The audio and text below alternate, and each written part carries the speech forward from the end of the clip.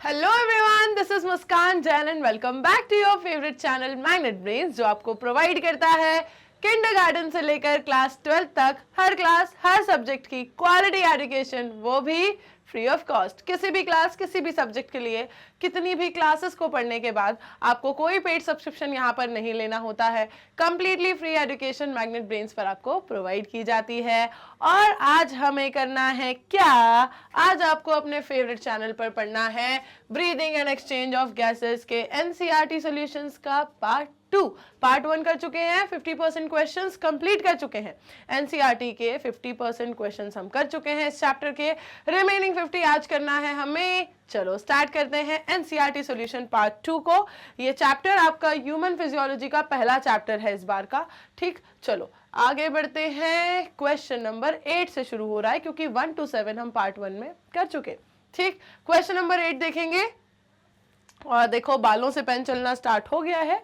ये देखो, जादुई शक्ति नहीं है, ये बाल टच हुए थे और इसलिए ये पेन चला था।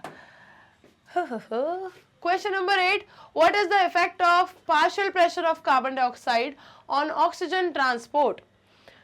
कार्बन डाइऑक्साइड के पार्शियल प्रेशर का ऑक्सीजन ट्रांसपोर्ट पे क्या फर्क पड़ता है? ठीक है, what is the effect of partial pressure of carbon dioxide on oxygen transport? Oxygen transport पे कार्बन डाइऑक्साइड के पार्शियल प्रेशर से क्या फर्क पड़ता है? जल्दी से बताएंगे। चलो देखें, पार्शियल प्रेशर। थोड़े दिन कह रही हूं मैं, इससे पहले वाले लेक्चर में, कल की ही बात है, जब हमने रिमेनिंग बिगनिंग वाले 50% क्वेश्चंस को किया था, वहां पर आपको पार्शियल प्रेशर ऑफ ऑक्सीजन पूछ लिया था। अब आपसे partial pressure of carbon dioxide पूछ लिया है। ठीक है, तो मतलब कुल मिला के आपको दोनों ही का प्रेशर से रिलेटेड जो क्वेश्चन था, ट्रांसपोर्ट ऑफ गैसेस में ट्रांसपोर्ट ऑफ ऑक्सीजन और ट्रांसपोर्ट ऑफ कार्बन डाइऑक्साइड वाला कॉन्सेप्ट जो है वो यहीं पे इसमें आ गया।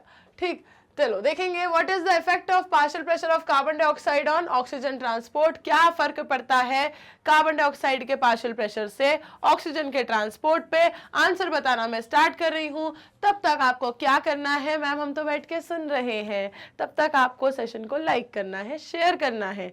ठीक है, लाइक करेंगे, शेयर करेंगे। स्टार्ट करेंगे फर्स्ट क्वेश्चन के साथ कि कार्बन डाइऑक्साइड के पार्शियल प्रेशर का बहुत इंपॉर्टेंट रोल होता है in the transportation of oxygen. Oxygen को ट्रांसपोर्ट करवाने में किसका काम होता है? Partial pressure of carbon dioxide का बहुत इंपॉर्टेंट रोल होता है। क्या करवाने में? ऑक्सीजन को ट्रांसपोर्ट करवाने में। ठीक है, ऑक्सीजन ट्रांसपोर्टेशन में ये बहुत इंपॉर्टेंट रोल प्ले करता है। कैसे करता है? एट द एल्वियोली, जहां पे एक्सचेंज होना है, the low partial pressure of carbon dioxide and the high partial pressure of oxygen favors the formation of hemoglobin। ये क्या करता है? हेमोग्लोबिन फॉर्मेशन को फेवर करता है, हेमोग्लोबिन फॉर्मेशन को स्टिमुलेट करता है। ठीक है, देखो एक बार समझेंगे ध्यान से। जो कार्बन डाइऑक्साइड का पार्शियल प्रेशर था, इसका बहुत इंपॉर्टेंट रोल है ऑक्सीजन को ट्रांसपोर्ट करवाने में, क्योंकि हमें पता है कि प्रेशर ग्रेडियंट के अलॉन्ग ही क्या हो रहा है? ट्रांसपोर्टेशन हो रहा है। ऑक्सीजन का पार्शियल प्रेशर अगर कम है और कार्बन डाइऑक्साइड का ज्यादा है, तभी तो कार्बन डाइऑक्साइड जो है वो क्या करेगी? एटमॉस्फेयर की तरफ क्या करेगी? मूव करेगी। और ऑक्सीजन अगर एटमॉस्फेयर में ज्यादा है तो इस तरफ अंदर आएगी। ये हमने प्रेशर ग्रेडियंट पढ़ा हुआ है प्रीवियस लेक्चर में। ठीक है, टॉपिक जो हमने चैप्टर्स में पढ़े वहां तो पढ़े ही हैं, प्रीवियस हमने जो क्वेश्चंस देखे हैं वहां भी समझा हुआ है, इतना समझा हुआ था। अब यहाँ पर क्या बात निकल कर आई कि एल्वियोली में जो कार्बन डाइऑक्साइड का प्रेशर यहाँ पर कम होता है और ऑक्सीजन का प्रेशर ज्यादा होता है, इससे क्या होता है? इससे हेमोग्लोबिन फॉर्मेशन हो पाता है। एंड एट द टिश्यूज, अब बात करें कहां पर? ये तो हो गया एल्वियोली का, ये किसका स्टेटस है? एल्वियोली का। अब बात करें अगर टिश्यूज की, देखो ये बात हुआ किसका? ये स्टेटस हुआ एल्वियोली का। अब बात करें किसके? टिश्यूज की, कि eight the tissues the high partial pressure of carbon dioxide and low partial pressure of oxygen favours the dissociation of oxygen from oxyhaemoglobin. यहाँ पर जो है ऑक्सीहीमोग्लोबिन से ऑक्सीजन डिसोशिएट हो जाता है। आप सबको अच्छे से याद होगा, ये हमने पूरा डायग्राम बना के समझा हुआ है कि ऑक्सीहीमोग्लोबिन बनता है फिर डिसोशिएट होता है। जब एल्वियोली से ऑक्सीजन लेकर आ रहा है कौन? हेमोग्लोबिन, तो बनाता है ऑक्सीहीमोग्लोबिन। एल्वियोली से ब्लड कैपिलरी में, है ना, लेके आता है। जब टिश्यूज के पास आ जाता है तो वो ऑक्सी हीमोग्लोबिन डिसोशिएट हो जाता है।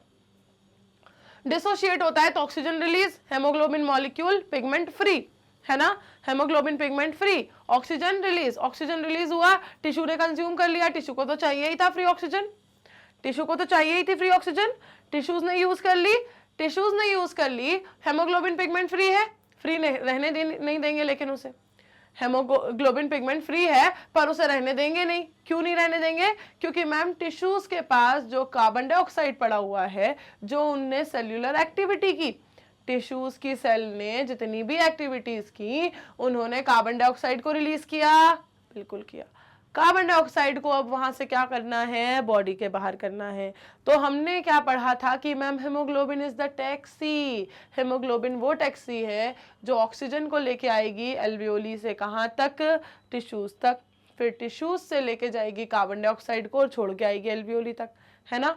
आते में क्या करती है? वो ऑक्सीजन लाती है और जाते में क्या लेके जाती है? वो कार्बन डाइऑक्साइड लेके जाती है। टैक्सी है ना, है ना। इस टैक्सी की कोई परमानेंट बुकिंग करके बिठा के रख लेता है एक जगह पे।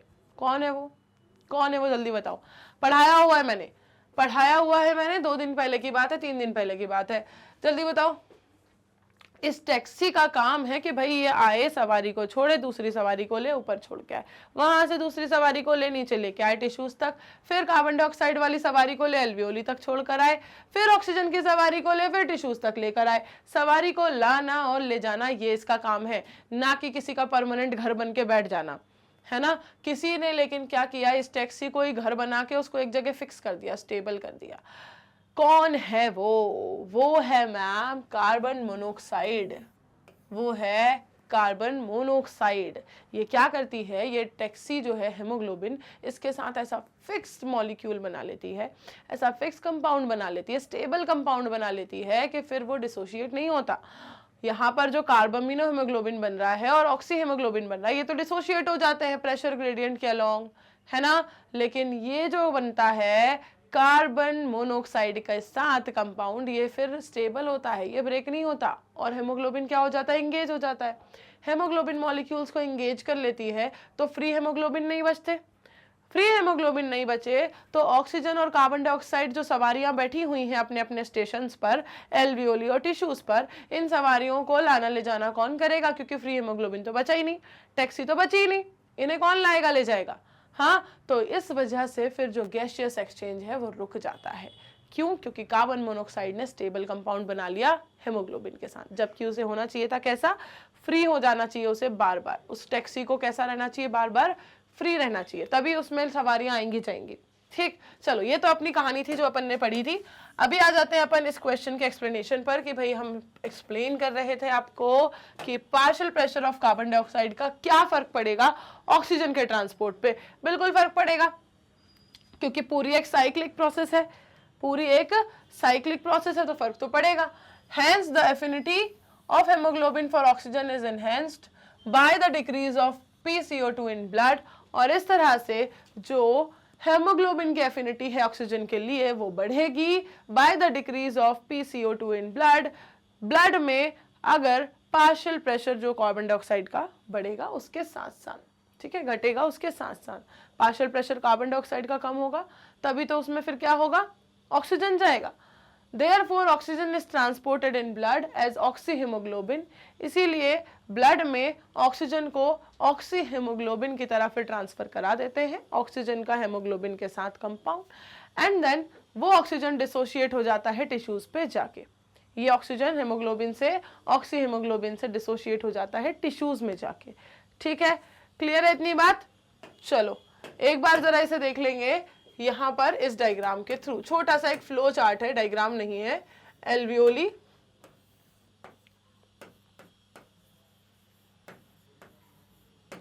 टिश्यूज, ठीक है।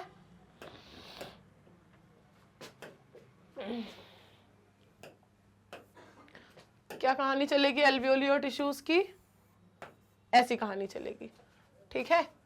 अब देख लेते हैं हम, सबसे पहले तो लिख लेते हैं पार्शियल प्रेशर्स कि एल्वियोली में कितना रहता है, टिश्यूज में कितना रहता है।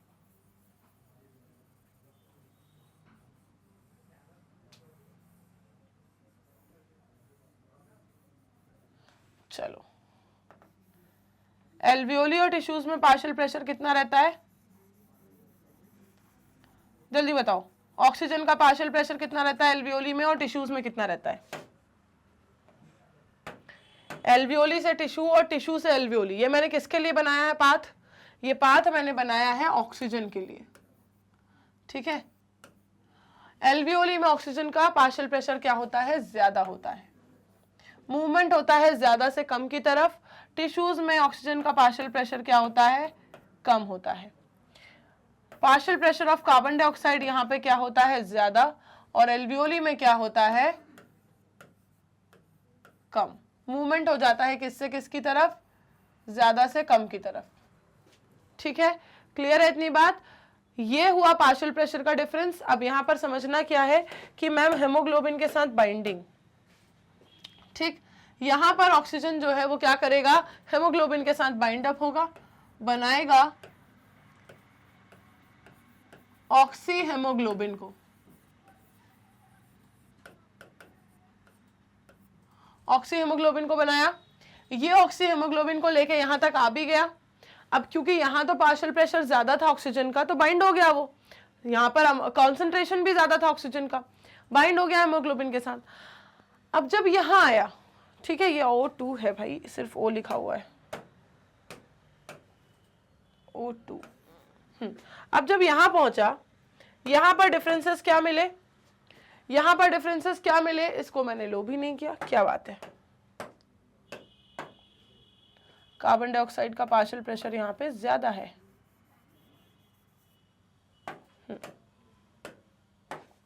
चलो, अब जब ये ऑक्सी हेमोग्लोबिन यहां पहुंचा तो ऑक्सीजन इससे क्या हो गया? डिसोशिएट हो गया। क्यों? क्योंकि यहां पर पार्शियल प्रेशर किसका ज्यादा है? कार्बन डाइऑक्साइड का, तो उसको इसके साथ बाइंड होना है। कॉन्सेंट्रेशन किसका ज्यादा है? कार्बन डाइऑक्साइड का, उसको इसके साथ बाइंड होना है। जिसका कॉन्सेंट्रेशन और प्रेशर ज्यादा है उसको उसके साथ बाइंड होना है। यहां पर किसका ज्यादा है? कॉन्सेंट्रेशन किसका ज्यादा है? यहां पर ज्यादा है किसका? ऑक्सीजन का, इसलिए ऑक्सीजन के साथ बाइंड हो गया। यहां किसका ज्यादा है? कार्बन डाइऑक्साइड का, कार्बन डाइऑक्साइड के साथ बाइंड होना है। तो ऑक्सीजन को क्या कर दिया इसने? फ्री ऑक्सीजन को छोड़ दिया, ठीक है। फ्री ऑक्सीजन को यहीं छोड़ दिया तो टिश्यूज ने उसे कंज्यूम कर लिया। फिर यहां पर हेमोग्लोबिन आया, इस कार्बन डाइऑक्साइड के साथ बाइंड हुआ और उसने बना लिया कार्बामिनो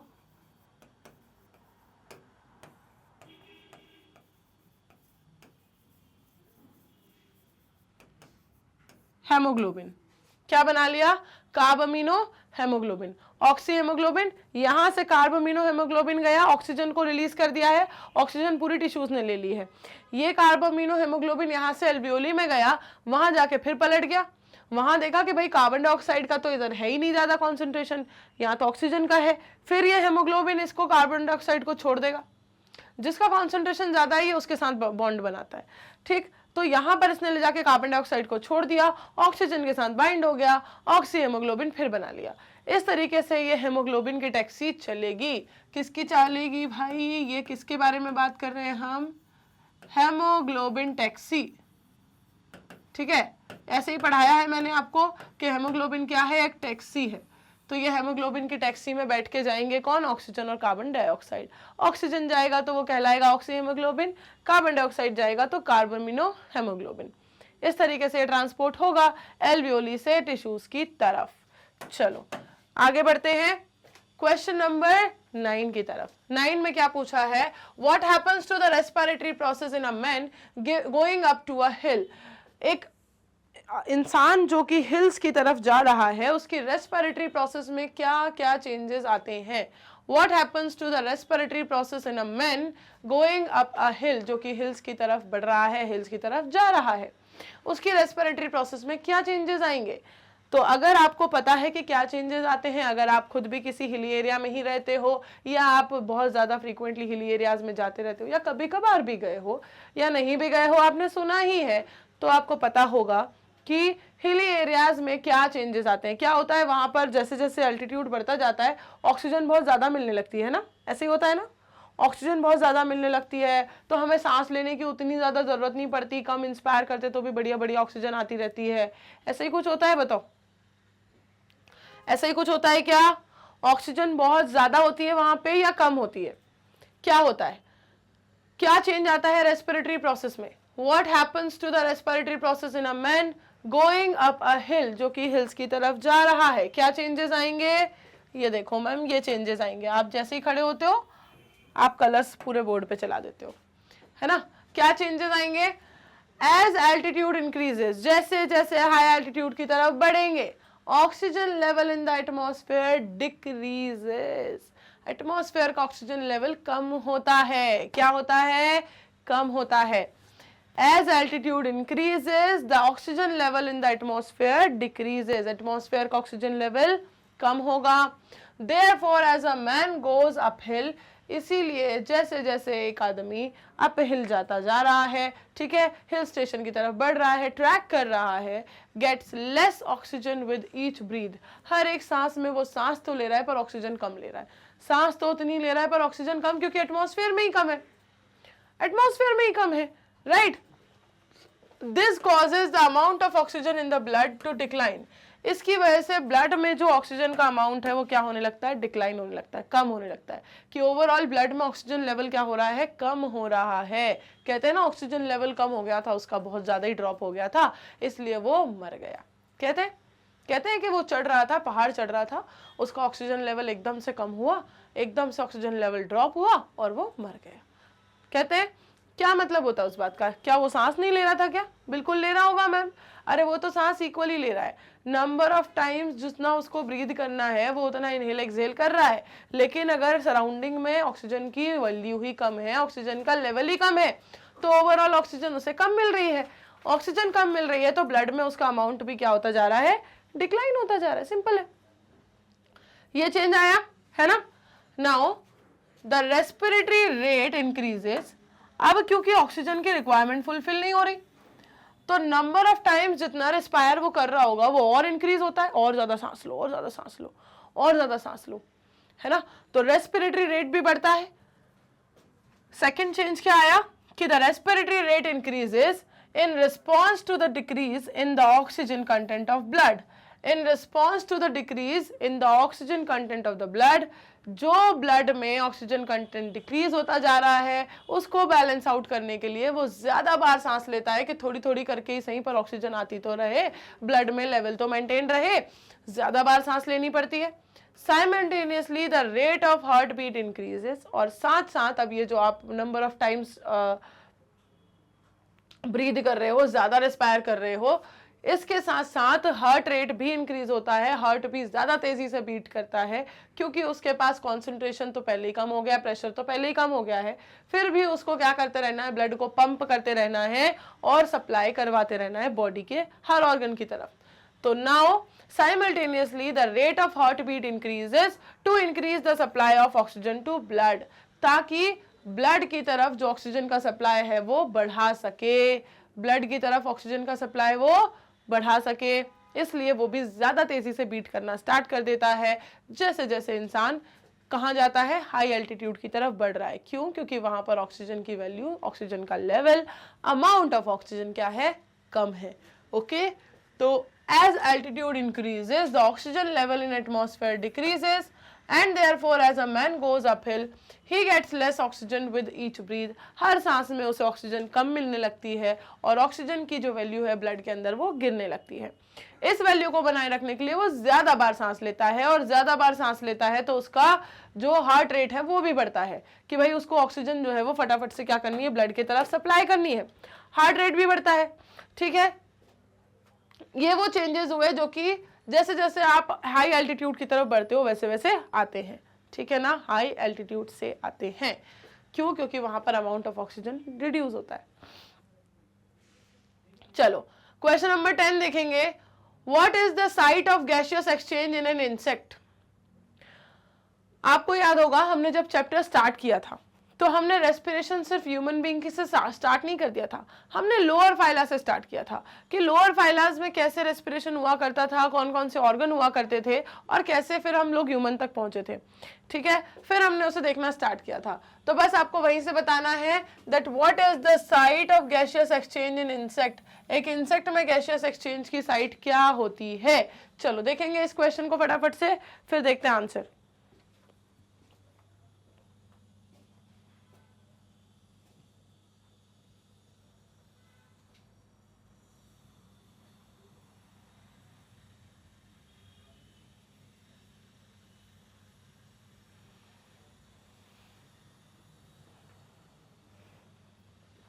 चलो देखेंगे answer. What is the site of gaseous exchange in insects? Insects में गैसियस एक्सचेंज की साइट क्या होती है? इसे रिमूव कर दूं पहले मैं।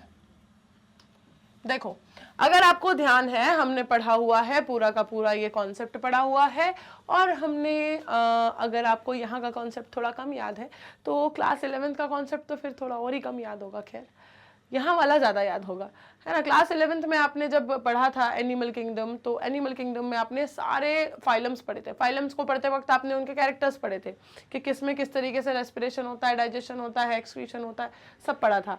तो अगर वहाँ तक का याद है तो it is well and good, ठीक है। अगर याद है आपको क्लास 11th का आपका वो वाला चैप्टर जो कि आपकी पहली यूनिट का है, ठीक है। अब क्योंकि ये लास्ट यूनिट है ना, तो पहली यूनिट तक का अगर याद है तो बहुत अच्छी बात है, ठीक। मैडम ऐसे क्यों बोल रहे हो आप? अरे भाई ऐसे ही बोलना पड़ता है आप लोगों से सार्कास्टिकली। डायरेक्टली बोलो तो याद है, अरे मैम कैसे याद होगा, ऐसे थोड़ी होता है, ये जवाब आता है डायरेक्टली बोलो तो। चलो देखेंगे, इंसेक्ट्स में जो गैसियस एक्सचेंज होता है ये होता है एक नेटवर्क ऑफ ट्यूब्स से। एक नेटवर्क ऑफ बहुत छोटे छोटे से ट्यूब्स पाया जाता है, ठीक है। काफी बढ़िया सा नेटवर्क पाया जाता है, और इस नेटवर्क ऑफ ट्यूब से होता है इनका गैसियस एक्सचेंज। ये नेटवर्क ऑफ ट्यूब कहलाता है इनका ट्रैकियल सिस्टम। ये नेटवर्क ऑफ ट्यूब इनका क्या कहलाता है? ट्रैकियल सिस्टम कहलाता है, ठीक। इसमें होती हैं the small openings on the sides of an insect's body are known as spiracles. और इंसेक्ट की बॉडी के साइड्स में जो स्मॉल स्मॉल ओपनिंग्स होती हैं ना, छोटी छोटी ओपनिंग्स पाई जाती हैं, वो क्या कहलाती हैं? वो स्पाइरिकल्स कहलाती हैं। The small openings on the sides of an insect's body are known as spiracles. Insect की बॉडी के साइड्स में बहुत माइन्यूट से पोर्स, बहुत माइन्यूट सी ओपनिंग्स पाई जाती हैं, वो कहलाती हैं इनकी स्पाइरिकल्स। क्या कहलाती हैं वो? स्पाइरिकल्स कहलाती हैं, ठीक है। Oxygen rich air enters to the spiracles. अब जो ऑक्सीजन रिच एयर है एटमॉस्फेयर की, एनवायरमेंट की, वो स्पाइरिकल से अंदर जाएगी उन छोटे छोटे माइन्यूट पोर्स से। The spiracles are connected to the network of tube. और ये जो स्पाइरिकल्स हैं, ये जो पोर्स हैं, ये जो ओपनिंग्स है छोटी छोटी, ये ओपनिंग्स जुड़ी हुई हैं इनके इस ट्यूब लाइक नेटवर्क से, इस ब्रांच ट्यूब वाले नेटवर्क से। ये ट्रैकियल सिस्टम से जुड़ी हुई ओपनिंग्स क्या करेंगी? जो बाहर से ऑक्सीजन रिच एयर ली है उसको इन पूरे ट्यूब्स में क्या करेगी? ट्रांसपोर्ट करेगी। इस पूरे ट्रैकियल सिस्टम में क्या करेगी? ट्रांसपोर्ट करेगी। तो मतलब क्या हुआ ट्रांसपोर्ट? कि from the spiracle oxygen enters the trachea. इन सारे ट्यूब्स को, छोटे छोटे ट्यूब्स को क्या कहोगे? ट्रैकिए कहोगे। मिलके क्या बन रही है? ट्रैकियल सिस्टम बन रही है।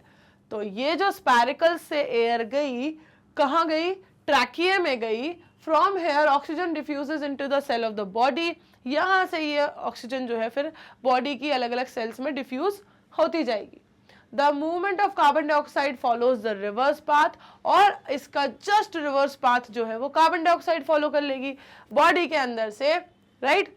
बॉडी के अंदर से कार्बन डाइऑक्साइड को ट्रैकियाज में पहुंचाएगी, और ट्रैकिया से फिर स्मॉल ओपनिंग्स तक पहुंचेगी।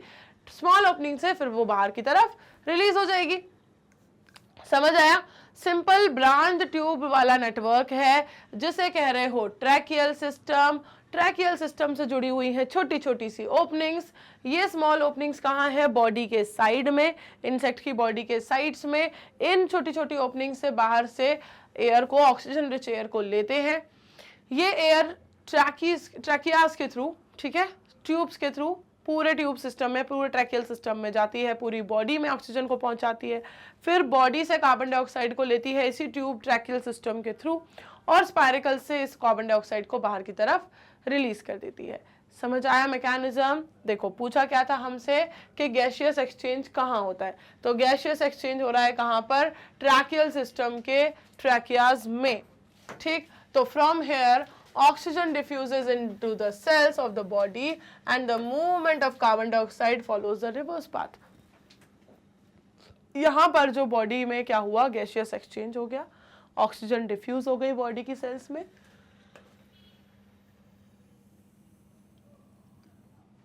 अब ये जो कार्बन डाइऑक्साइड है, ठीक है, ये सबसे पहले मूव करेगी कहां? The carbon dioxide from the cells of the body first enters the trachea, body की सेल्स से जो कार्बन डाइऑक्साइड है वो सबसे पहले ट्रैकिया में एंटर करी और उसके बाद फिर बॉडी को स्पाइरिकल्स के थ्रू लीव कर रही है। ऑक्सीजन रिच एयर पहले कहाँ एंटर कर रही है? स्पाइरिकल्स में, फिर ट्रैकिया में, फिर बॉडी में। और कार्बन डाइऑक्साइड रिच कहाँ जा रही है? बॉडी में है, बॉडी से ट्रैकिया में, ट्रैकिया से स्पाइरिकल में। रिवर्स मैकेनिज्म चलेगा ना, देखो बॉडी यहां से बनाते हैं,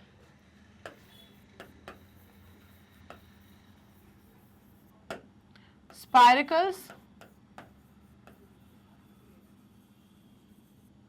ट्रैकिया, बॉडी, ठीक है। और इसको क्या कर दो आप, इसमें रिवर्स लगा दो,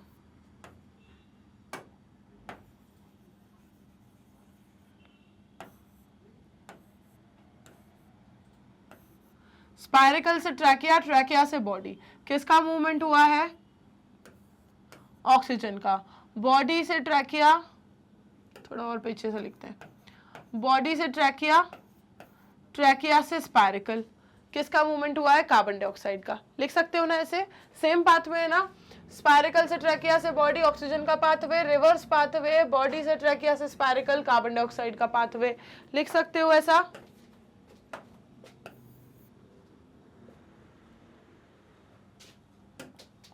चलो फटाफट से पाथवे लिख लेंगे, जल्दी से आगे बढ़ेंगे। Spiracle, trachea, body. चलो आगे बढ़े।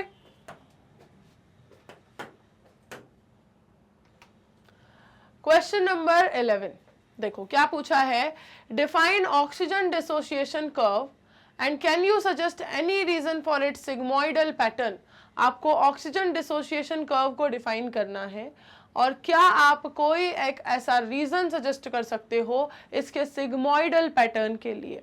ऑक्सीजन डिसोसिएशन कर्व जो है वो सिग्मोइडल पैटर्न पर होता है, तो you have to define the oxygen dissociation curve first, कि ऑक्सीजन डिसोसिएशन कर्व क्या है, and then you have to suggest any reason for its sigmoidal pattern, कि इसका सिग्मोइडल पैटर्न किस रीजन से आ रहा है। ठीक है, चलो फटाफट से देखेंगे ऑक्सीजन डिसोसिएशन कर्व क्या होता है। किस किस को याद है? कर्व्स पढ़े थे हमने, कर्व्स पढ़े थे हमने, किस किस को याद है? चलो बढ़ेंगे आंसर की तरफ, देखो जल्दी से। चलो देखेंगे आंसर, भाई कमेंट तो सभी ने कर ही दिया होगा, आई होप सो। सी, जो ऑक्सीजन डिसोसिएशन कर्व होता है, oxygen dissociation curve is a graph, ये वो ग्राफ है जो आपको बताता है the percentage saturation of oxy haemoglobin. ठीक है, ऑक्सी हेमोग्लोबिन का percentage saturation at various partial pressures of oxygen. अलग अलग पार्शियल प्रेशर देखे ना हमने ऑक्सीजन के, एल्वियोली में, टिश्यूज में, एटमॉस्फेयर में, राइट। तो at various partial pressures of oxygen the percentage saturation of oxy haemoglobin को रिप्रेजेंट करने वाला ग्राफ, रिप्रेजेंट करने वाला figure is oxygen dissociation curve. अब इसका जो शेप बनता है, जो पैटर्न बनता है, उस पे आएंगे। द कर्व शोज, ये कर्व क्या दिखा रहा है आपको? Equilibrium of oxy haemoglobin and haemoglobin at various partial pressures. अलग अलग पार्शियल प्रेशर पर ऑक्सी हेमोग्लोबिन और हेमोग्लोबिन के बीच का इक्विलिब्रियम दिखा रहा है ये आपको, है ना, कि नंबर ऑफ ऑक्सी हेमोग्लोबिन कितने हैं, मतलब हेमोग्लोबिन से बाइंड कर चुके ऑक्सीजन और फ्री हेमोग्लोबिन, ठीक, इनका इक्विलिब्रियम दिखा रहा है। And in the lungs, lungs के केस में ये कंडीशन कैसी बनती है? In the lungs, the partial pressure of oxygen is high. Lungs में ऑक्सीजन का पार्शियल प्रेशर ज्यादा होता है। यस, बिल्कुल होता है, क्योंकि आपने जो एयर इनहेल की है, ऑक्सीजन रिच एयर को लिया है, वो कहाँ है? वो लंग्स में ही तो रखी है आपने, एल्वियोलीज में ही भर के रखी है ना, बिल्कुल रखी है मैम। तो लंग्स में ऑक्सीजन का पार्शियल प्रेशर इज हाई, बिल्कुल। Hence, hemoglobin binds to oxygen and forms oxyhemoglobin. और हेमोग्लोबिन जो है इसी वजह से क्या होगा? ऑक्सीजन से बाइंड होगा और बनाएगा क्या? ऑक्सी हेमोग्लोबिन को। Hence, hemoglobin binds to oxygen and forms oxyhemoglobin. Haemoglobin किससे बाइंड हो जाएगा? ऑक्सीजन से बाइंड हो जाएगा, बना देगा क्या? ऑक्सीहेमोग्लोबिन। यहाँ तक की प्रोसेस तो हमें क्लियर है, बहुत सारे क्वेश्चंस में हम लोग रिपीटेडली देख भी चुके हैं, है ना। बहुत सारी प्रोसेस में हम लोग क्वेश्चंस में इस प्रोसेस को बार बार रिपीटेडली देख चुके हैं ना। आगे बढ़ेंगे। Tissues have a low oxygen concentration. Tissues में ऑक्सीजन कॉन्सेंट्रेशन कम होता है, बिल्कुल होता है मैम। टिश्यूज में कम होता है क्योंकि वहां पे तो कार्बन डाइऑक्साइड ज्यादा है ना, जो सेल्स ने सेल्यूलर एक्टिविटी कर करके रिलीज करी है वहां तो कार्बन डाइऑक्साइड ज्यादा है ना, वहां किसका कॉन्सेंट्रेशन ज्यादा है, कार्बन डाइऑक्साइड का। ठीक, तो वहां पर क्या है, tissues have a low oxygen concentration and high carbon dioxide concentration. तो therefore at the tissues oxy haemoglobin releases oxygen, tissues पे आके ऑक्सी हेमोग्लोबिन ऑक्सीजन को रिलीज कर देता है टू फॉर्म हेमोग्लोबिन, ताकि फ्री हेमोग्लोबिन को बनाना नहीं, मतलब हेमोग्लोबिन को फ्री कर देना, हेमोग्लोबिन तो बना बनाया था, उस हेमोग्लोबिन पिगमेंट को क्या कर देना, फ्री कर देना। अभी उससे ऑक्सीजन कंबाइंड था, ऑक्सीजन उससे डिसोशिएट हो गया तो हेमोग्लोबिन फिर से फ्री हो गया, हेमोग्लोबिन फ्री हो गया, हेमोग्लोबिन फ्री हो जाएगा तो वो फिर से बाइंड कर लेगा किससे, जो वहां पर ज्यादा मात्रा में उपलब्ध है। टिश्यूज में क्या उपलब्ध है ज्यादा मात्रा में, कार्बन डाइऑक्साइड, तो ये अब जाके बाइंड हो जाएगा कार्बन डाइऑक्साइड के साथ और बनाएगा कार्बामिनो हेमोग्लोबिन और फिर उसे लेके जाएगा एल्वियोली तक। आपको अगर याद हो प्रीवियस सेशन में ही मैंने एक ऐसा डायग्राम बनाया था, टिश्यूज एंड एल्वियोली, एल्वियोली ऊपर बनाएंगे, नहीं मजा नहीं आ रहा, एल्वियोली एंड टिश्यूज, राइट, बनाया था ये डायग्राम हमने। अब ये जो फ्लो हमने बनाया था, बताओ कहां से कहां बनाया था, ये फ्लो हमने बनाया था एल्वियोली से टिश्यू और टिश्यू से एल्वियोली, एल्वियोली से टिश्यू बनाया था हमने किसके लिए, ऑक्सीजन के लिए, और टिश्यू से एल्वियोली हमने बनाया था किसके लिए, यहां पर कार्बन डाइऑक्साइड का पार्शियल प्रेशर क्या होता है, इसको दूसरे कलर से ही बना देते हैं, बना ही लेते हैं पूरा, क्योंकि इस पूरे आंसर में इसी का जिक्र हो रहा है बार बार। ठीक है, ये मैं बना के बता चुकी हूं आपको प्रीवियस सेशन के आंसर्स में भी, फिर से एक बार देख लेते हैं। यहां पर ऑक्सीजन का पार्शियल प्रेशर क्या होता है, हाई, क्योंकि यहां पर इसी का कॉन्सेंट्रेशन ज्यादा है ना, इसका कॉन्सेंट्रेशन क्या होता है यहां पर ज्यादा, पूरा ही लिख देती हूँ, कॉन्सेंट्रेशन। ओ ऑक्सीजन का कॉन्सेंट्रेशन क्या है यहां पर, ज्यादा है, ठीक है, हाई है। और बात करें हम किसकी, और अगर बात करें यहां पर, तो यहां पर कॉन्सेंट्रेशन क्या है ऑक्सीजन का, कम है, और किसका ज्यादा है, कार्बन डाइऑक्साइड का ज्यादा है। क्यों, क्योंकि सेल्यूलर एक्टिविटीज हो रही हैं, सेल्स जो कार्बन डाइऑक्साइड को रिलीज कर रही हैं उसे बाहर पहुंचाना है, ये कार्बन डाइऑक्साइड यहाँ पे ज्यादा है। और यहाँ अगर आप देखोगे कि कॉन्सेंट्रेशन किसका, कार्बन डाइऑक्साइड का कम है, ठीक है। तो अब ये मूवमेंट किधर से किधर हुआ, जहां ज्यादा है वहां से कम की तरफ, ऑक्सीजन का कॉन्सेंट्रेशन ज्यादा था, हेमोग्लोबिन से बाइंड हुआ, ऑक्सी हेमोग्लोबिन को बनाया, ऑक्सी हेमोग्लोबिन यहां आ गया, क्या बनाया, ऑक्सी हेमोग्लोबिन बनाया,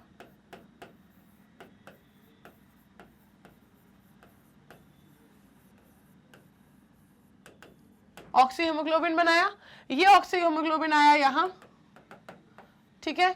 यहां आके उसने देखा कि भाई कॉन्सेंट्रेशन तो कार्बन डाइऑक्साइड का ज्यादा है, ये कॉन्सेंट्रेशन कहां चला गया यहां से,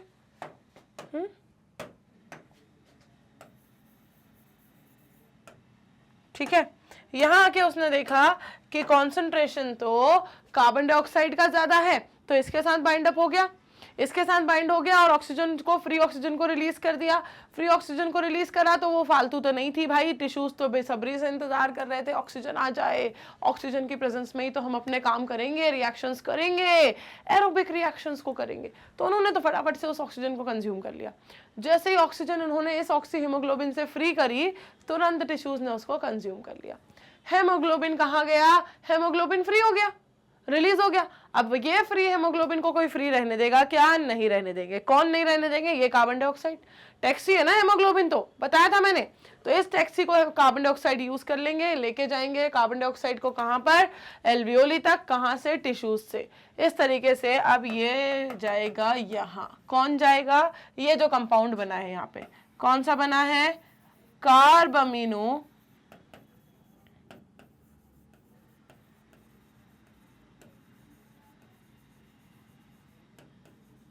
हेमोग्लोबिन। क्या बना है, कार्बामिनो हेमोग्लोबिन। ये कार्बामिनो हेमोग्लोबिन जाएगा ऊपर। अच्छा, मुझे अब समझ आया कि चीजें एकदम से इरेज कैसे हो रही हैं। ये सब बालों से हो रहा है, है ना। ये सारे कलर्स जो बोर्ड पे आपको दिख रहे हैं या गायब हो रहे हैं, ये सब बालों से हो रहा है। चलो, अब ये कर्व में आपको सबसे पहले तो ट्रांसपोर्ट समझना था, तभी आप कर्व तक पहुंचोगे। ट्रांसपोर्ट में बीच में आ गया डायग्राम, वो हमने देख लिया। अब देखेंगे कि भाई therefore at the tissues oxy haemoglobin release oxygen to form haemoglobin. Tissues के लेवल पर ऑक्सी हेमोग्लोबिन ने ऑक्सीजन को डिसोशिएट कर दिया और रिलीज कर दिया हेमोग्लोबिन को। इससे ये जो सिग्मोइड शेप बनेगा डिसोसिएशन, ये जो डिसोसिएशन कर्व आप बता रहे हो, the sigmoid shape of dissociation curve is because of the binding of oxygen to haemoglobin. ये कैसे आता है कि भाई ऑक्सीजन हेमोग्लोबिन से बाइंड होता है, फिर डिसोशिएट होता है, फिर बाइंड होता है, फिर डिसोशिएट होता है। अब ये बाइंडिंग और डिसोसिएशन से ये जो शेप बन रहा है, इसका कैसा बन रहा है, sigmoid shape. As the first oxygen molecule bind to haemoglobin, अब देखो ये जो फ्लो है ना, यही बार बार रिपीट हो रहा है। सबसे पहले तो ऑक्सीजन मॉलिक्यूल हेमोग्लोबिन से बाइंड होता है, फिर वो जो है क्या करता है, it increases the affinity for the second molecule of oxygen to bind, then subsequently haemoglobin attracts more oxygen, फिर वो और ज्यादा ऑक्सीजन की तरफ अट्रैक्ट होता है, और ज्यादा ऑक्सीजन के साथ बाइंड हो जाता है, बहुत सारे ऑक्सी हेमोग्लोबिन बनाता है, और फिर वो लेके आ जाता है टिश्यूज तक। ठीक है, बहुत सारे ऑक्सी हेमोग्लोबिन बना के टिश्यूज तक लेकर आ जाता है। क्लियर है क्या इतनी बात? क्लियर है क्या इतनी बात, बताओ। पूरा बोर्ड क्लियर है? ये फ्लो एक बार फिर से आज के सेशन में भी बन गया है, पिछले सेशन में और ज्यादा स्पेसिफिक हमने बनाया था। एक बार जरा फिर से इसको देख लो। एल्वियोली से टिश्यूज तक ऑक्सी हेमोग्लोबिन का बनना, ऑक्सीजन का हेमोग्लोबिन के साथ बाइंड होना, और फिर उसको क्या करना, वापस से टिश्यूज में आके उसका डिसोशिएट हो जाना। ये सारी चीजों को, ये पूरे बैलेंस को, इस पूरे इक्विलिब्रियम को आप बताते हो डिसोसिएशन कर्व में, ऑक्सीजन डिसोसिएशन कर्व में। इस डिसोसिएशन कर्व में आपने बता दिया कि कैसे ये कब बाइंड होता है और कब फिर उससे क्या हो जाता है, डिसोशिएट हो जाता है। ग्राफ कैसा बनेगा, कर्व कैसा बनेगा, कर्व बनेगा सिग्मोइड। कर्व कैसा बनेगा, सिग्मोइड बनेगा। एक बार इसको देख लो, आगे बढ़ेंगे क्वेश्चन नंबर 12 की तरफ। चलो देखेंगे क्वेश्चन नंबर 12 क्या कह रहा है। Have you heard about hypoxia? क्या आपने हाइपोक्सिया के बारे में सुना है? अगर नहीं या सुना भी है, then you have to try to gather information about it and discuss with your friends। आपको इसके बारे में इंफॉर्मेशन निकालनी है कि भाई हाइपोक्सिया क्या होता है, क्योंकि आपको नहीं पढ़ाया गया था, आपको सिर्फ 3 डिसऑर्डर्स पढ़ाए गए थे। ठीक, तो आपको बताना है सबसे पहले तो कि भाई हाइपोक्सिया के बारे में आपने सुना भी है या नहीं। नहीं भी सुना है तो आपको इसकी इंफॉर्मेशन निकालनी है, और फिर आपको ऐसे डिस्कस करना है अपने फ्रेंड्स के साथ कि हाइपोक्सिया क्या होता है। चलो देखेंगे। चलिए, हाइपोक्सिया के बारे में अगर आपने सुना है या नहीं सुना है तो भी आपको बताना तो है ही, तो बता देते हैं। Hypoxia is a condition characterised by an inadequate or decreased supply of oxygen to the lungs. ये वो कंडीशन है, ये वो दिक्कत है, ये वो समस्या है जिसमें क्या होता है, जिसमें इनएडिक्वेट या डिक्रीज, ठीक है, मतलब या तो सफिशिएंट अमाउंट में नहीं पहुंच रहा, ये कह लो, या पहले जितना पहुंच रहा था उससे कम सप्लाई हो रहा है। किस चीज का सप्लाई हो रहा है मैम? ऑक्सीजन का। कहां हो रहा है मैम? लंग्स में। कहां से? ऑब्वियसली एटमॉस्फेयर से, ऑब्वियसली एटमॉस्फेयर से, राइट। तो एटमॉस्फेयर से लंग्स में ऑक्सीजन का ट्रांसपोर्टेशन या तो इनएडिक्वेट मैनर में हो रहा है या फिर डिक्रीज्ड हो रहा है। This is called as hypoxia.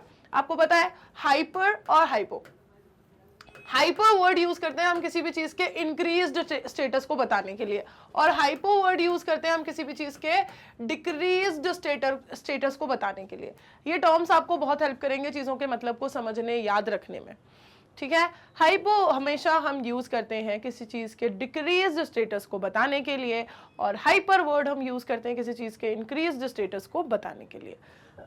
यहां पर वर्ड यूज हुआ है हाइपोक्सिया, मतलब hypoxia is condition characterized by an inadequate or decreased supply of oxygen to the lungs। lungs की तरफ inadequate और decreased supply हो रहा है ऑक्सीजन का। It is caused by several extrinsic factors such as reduction in partial pressure of oxygen, inadequate oxygen, etc। ये सब किसी भी बहुत सारे फैक्टर्स से हो सकता है, कई सारे फैक्टर की वजह से हाइपोक्सिया कंडीशन डेवलप हो सकती है कि लंग्स में ऑक्सीजन कम पहुंच रही है। ठीक है, ऐसा कैसे हो सकता है? कई सारे एक्सट्रिंसिक फैक्टर इसको कॉज करवा सकते हैं, इसका कॉज बन सकते हैं, जैसे कि reduction in partial pressure of oxygen. आप ये समझ लो कि अगर बॉडी में ऑक्सीजन का पार्शियल प्रेशर ही कम हो जाए तो भी हाइपोक्सिया होगी, ऑक्सीजन कम पहुंचेगा लंग्स तक।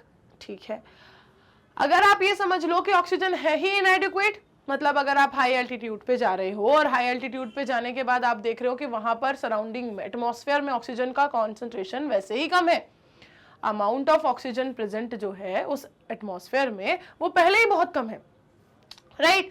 तो अगर पहले से ही कम है तो भाई आपके लंग्स में भी कम ही सप्लाई होगी, आप कितना भी ज्यादा इनहेल करने की कोशिश करोगे तो भी हर बार जो अमाउंट ऑफ ऑक्सीजन आपके अंदर जा रहा है वो तो बहुत कम है।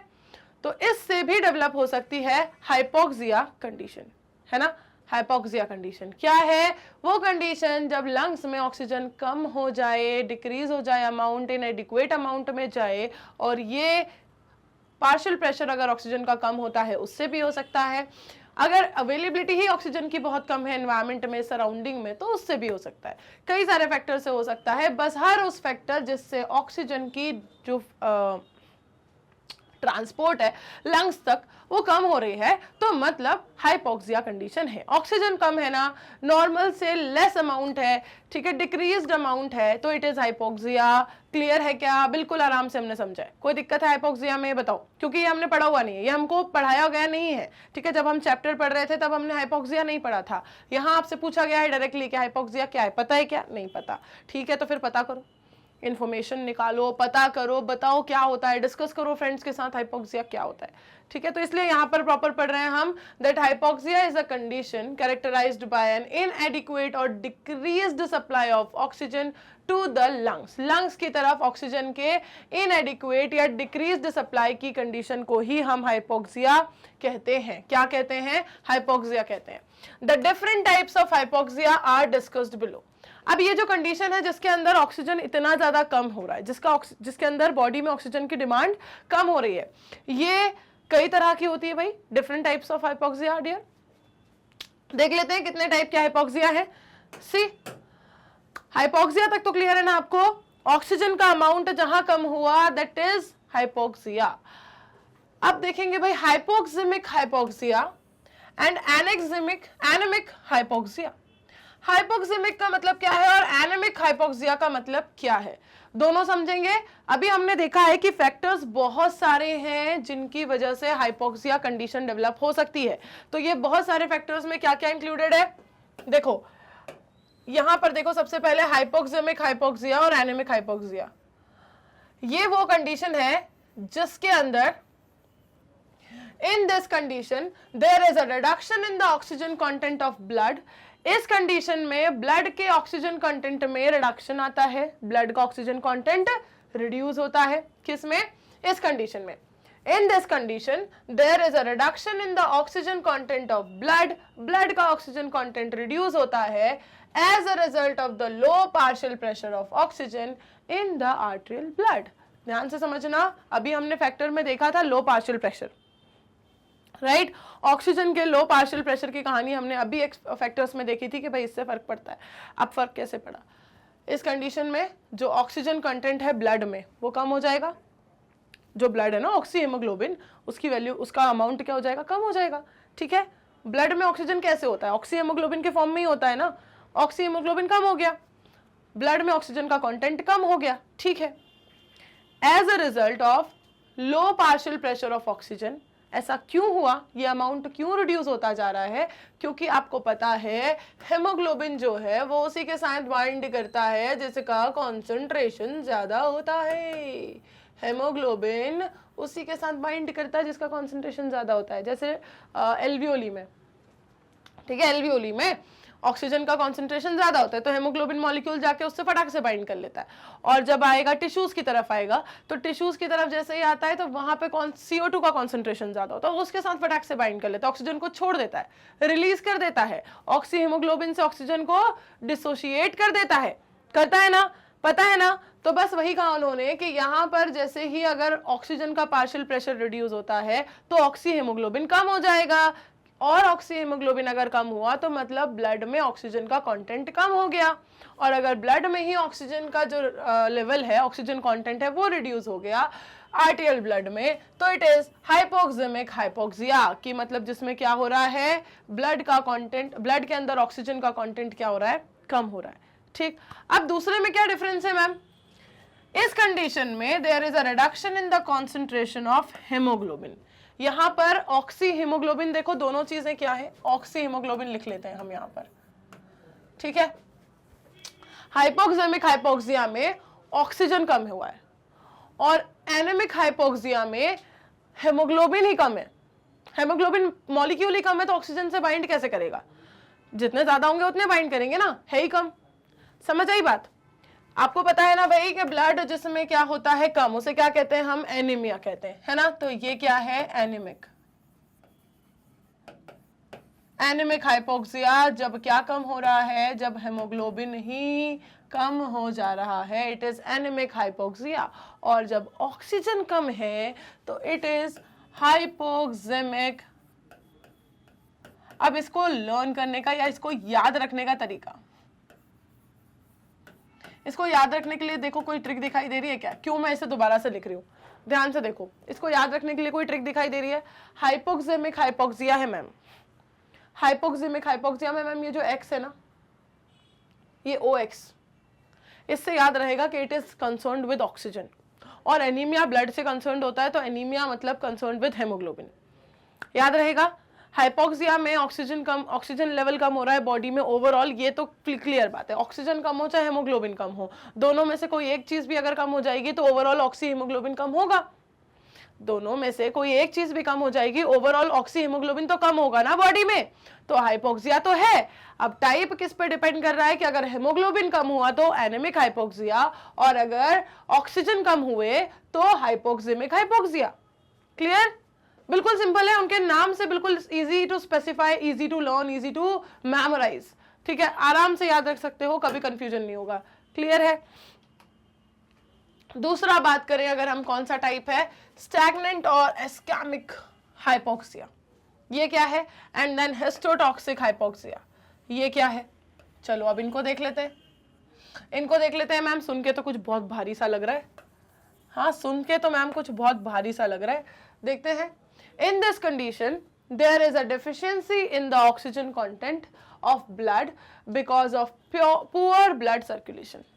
यहाँ पर ऑक्सीजन कंटेंट कैसे कम होता है, क्योंकि ब्लड का सर्कुलेशन पुअर है ना, ऑक्सीजन भी ठीक है, हेमोग्लोबिन मॉलिक्यूल भी ठीक है, उसकी दिक्कत नहीं है, पर वो सर्कुलेट नहीं हो रहा, तो बॉडी के अंदर ऑक्सीजन की जो रिक्वायरमेंट है वो फुलफिल नहीं हो रही, क्योंकि पहुंच नहीं रहा सबके पास, बना रखा है, बन रहा है, सब ठीक है, पर पहुंच नहीं रहा, है ना। समझ रहे हो बात को, अगर हर एक तक सप्लाई नहीं होगा तो उसकी वजह से भी दिक्कत है ना। ओवरऑल बोलेंगे तो भाई सारी सेल्स तो डिमांड करेंगी ना कि हेमोग्लोबिन नहीं है, ऑक्सी हीमोग्लोबिन नहीं है, ब्लड में ऑक्सी हीमोग्लोबिन नहीं है, ऑक्सीजन की वैल्यू कम है, ऑक्सीजन नहीं पहुंच रहा, ऑक्सी हीमोग्लोबिन हम तक ऑक्सीजन लेके नहीं आ रहा, बोलेंगे तो यही ना, कुछ तो लोग कहेंगे। तो इस कंडीशन में क्या हुआ, there is a deficiency in the oxygen content, oxygen content यहाँ पे कम हुआ, किसकी वजह से हुआ, क्योंकि ब्लड सर्कुलेशन प्रॉपर नहीं हुआ।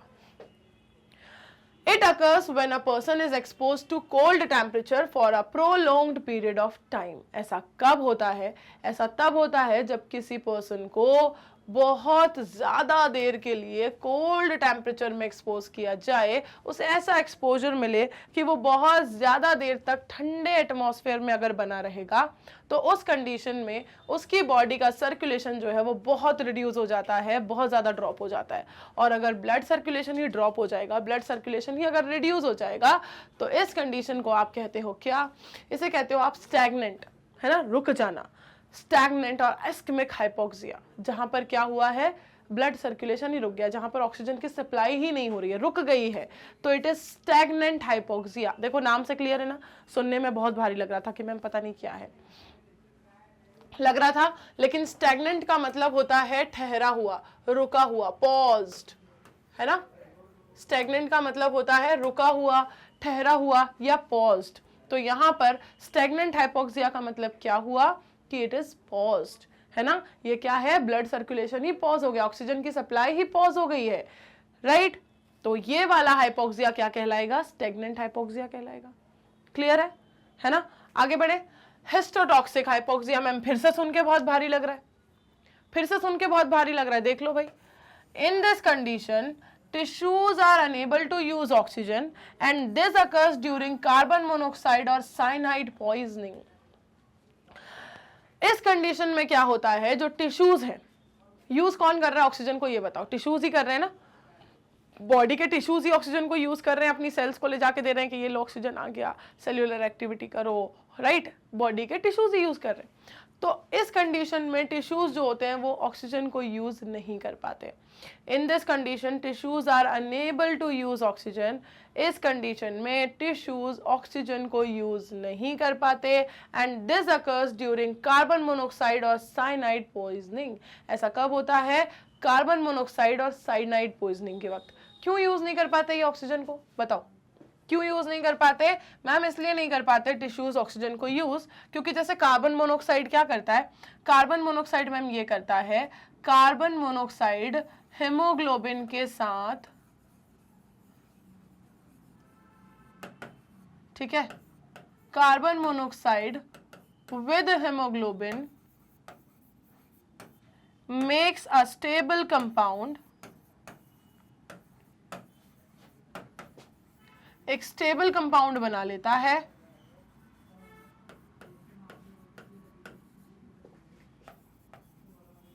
And because of that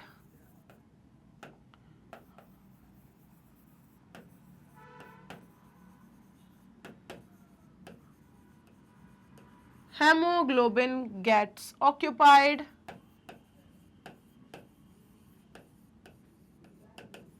haemoglobin molecules क्या हो जाते हैं? ऑक्यूपाइड हो जाते हैं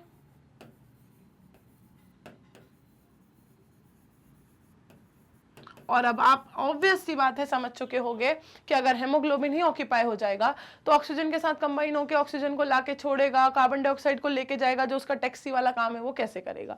तो इसलिए कार्बन मोनोक्साइड पॉइजनिंग से, साइनाइड पॉइजनिंग से क्या होता है, हेमोग्लोबिन ऑक्यूपाई हो जाता है। और ये ऑक्यूपाई हो जाता है तो जो ऑक्सीजन और कार्बन डाइऑक्साइड का ट्रांसपोर्ट चल रहा था वो ट्रांसपोर्ट रुक जाता है, क्योंकि हेमोग्लोबिन को स्टेबल कंपाउंड बना के इन लोगों ने रोक लिया है, फ्री हेमोग्लोबिन को छोड़ा ही नहीं है, तो इसकी वजह से ये ट्रांसपोर्ट रुक जाता है। क्या कहा यहाँ पर कि इस कंडीशन में टिश्यूज ऑक्सीजन यूज नहीं कर पाते और this occurs during the carbon monoxide और साइनाइड पॉइजनिंग, क्योंकि वहां पर ये एक्यूमुलेट हो जाते हैं स्टेबल कंपाउंड्स। ठीक, इसे कहा गया है हिस्टोटॉक्सिक हाइपोक्सिया। हिस्टोटॉक्सिक हाइपोक्सिया को टर्म से कैसे समझेंगे मैम? जैसे हमने समझा था किसको, जैसे हाइपोक्सेमिक को समझा, जैसे एनीमिक को समझा, जैसे स्टैग्नेंट को समझा, इसे कैसे समझे? आपको याद होगा कहीं पर भी, ठीक है, कहीं पर भी टिश्यूज से रिलेटेड कुछ भी होता है, स्टडी ऑफ टिश्यूज को ही क्या कहते हैं? हिस्टोलॉजी कहते हैं। बताओ, स्टडी ऑफ टिश्यूज को ही क्या कहते हैं? हिस्टोलॉजी कहते हैं ना। टिश्यूज से रिलेटेड हमेशा जहां भी कोई बात होती है तो वहां हिस्टो वर्ड यूज किया जाता है। तो स्टडी ऑफ टिश्यूज से रिलेटेड आपको पता है हिस्टोलॉजी वर्ड, वहीं से याद रखो हिस्टोटॉक्सिक हाइपोक्सिया। जब हिस्टो मतलब टिश्यूज ही क्या हो गए हैं, टॉक्सिक बन गए हैं, टिश्यूज में टॉक्सिन्स जमा हो गए हैं, टिश्यूज में क्या हो गया है, ये पॉइजनिंग हो गई है और उसकी वजह से ऑक्सीजन जो है वो नहीं पहुंच पा रही, अगर ऑक्सीजन यूज नहीं हो पा रही तो इट इज हिस्टोटॉक्सिक हाइपोक्सिया। क्लियर है? देखो ये टॉपिक हमने बिल्कुल पूरा पढ़ ही लिया है, कोई एनसीईआरटी सॉल्यूशन जैसा नहीं पढ़ा है कि बस आंसर देखना है।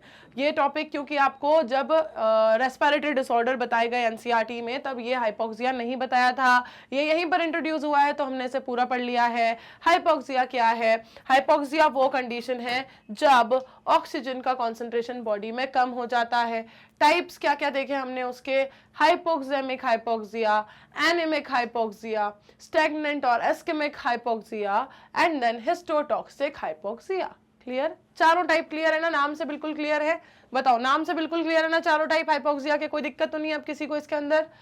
चलो बढ़ते हैं क्वेश्चन नंबर 13 की तरफ। Distinguish between IRV and ERV, ये दो वॉल्यूम्स हैं। देखो 4 ही वॉल्यूम पढ़ी है हमने, उनमें से 2 वॉल्यूम के बीच में डिफरेंसेस बताने हैं। फटाफट से देखो और बताओ मुझे।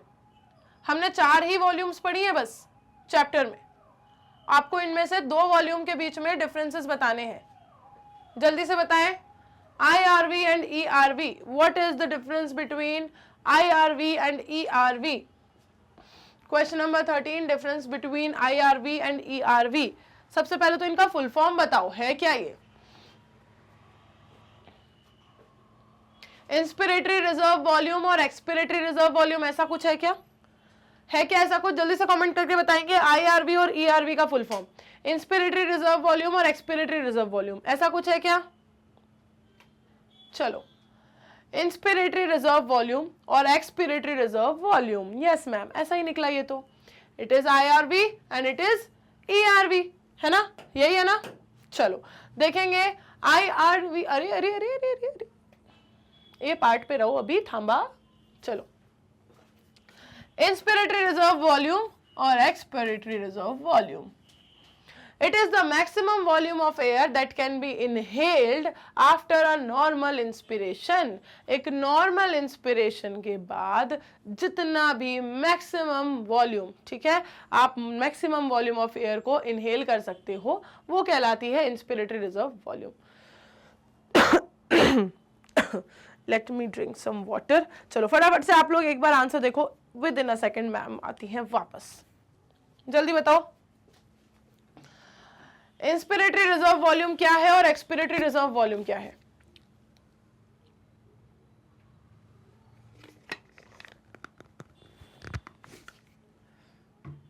चलो देखो, दोनों बिल्कुल सेम है, आपको बस इनहेलेशन और एक्सहेलेशन को वहां पर पुट कर देना है। दैट इज जो पूरा फॉर्मेट है वो सेम है। वो मैक्सिमम वॉल्यूम ऑफ एयर जिसे आप इनहेल कर सकते हो after a normal inspiration is inspiratory reserve volume.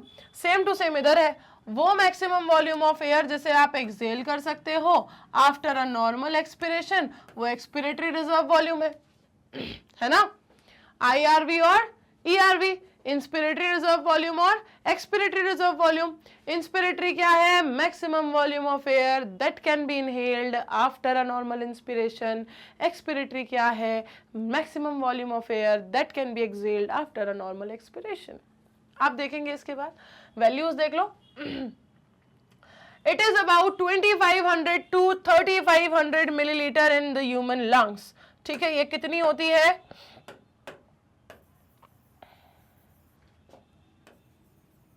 $2500 से 3500 मिलीलीटर, ठीक, in the human lungs. Values क्या है इसकी? 2500 से 3500 millilitre in the human lungs. It is about 2500 to 3500 millilitre in the human lungs. और यहाँ देखें, अगर एक्सपिरेटरी रिजर्व वॉल्यूम ERV की वैल्यू कितनी है, तो it is 1000 to 1100 millilitre in the human lungs. ठीक है, ये तो हो गई 2 वॉल्यूम्स। टोटल हमने पढ़ी हुई है 4 वॉल्यूम्स। एक बार जरा मुझे कमेंट करके बताओ जल्दी से, बची हुई 2 वॉल्यूम कौन सी हैं? टोटल 4 वॉल्यूम्स हमने पढ़ी हैं। रेस्पिरेटरी वॉल्यूम्स पूरा लिख देती हूं मैं, तब तक आप लोग फटाफट से मुझे बताओ इसके बाद वाली वॉल्यूम्स कौन सी हैं। टोटल 4 रेस्पिरेटरी वॉल्यूम्स हमने पढ़ी हुई हैं, बाकी की कौन सी हैं? 2 और। टोटल 4 रेस्पिरेटरी वॉल्यूम्स हमने पढ़ी हैं, 2 आपको सामने दिखाई दे रही हैं, बाकी की आपको बतानी है। ठीक है, एक हो गई, यहां पर मैं लिख देती हूं इंस्पिरेटरी रिजर्व वॉल्यूम, दूसरी हो गई एक्सपिरेटरी रिजर्व वॉल्यूम। ठीक है, ये 2 तो यहां पर मेंशन थी इसलिए मैंने इन्हें लिख दिया, कोई सीक्वेंस पे ध्यान नहीं दिया है। अब आपको मुझे फटाफट से कमेंट करके बताना है बची हुई 2 रिजर्व वॉल्यूम के बारे में। जल्दी से बताओ बची हुई 2 रेस्पिरेटरी वॉल्यूम के बारे में। और कौन कौन सी रेस्पिरेटरी वॉल्यूम्स होती हैं? जल्दी से बताएंगे भाई, जल्दी से।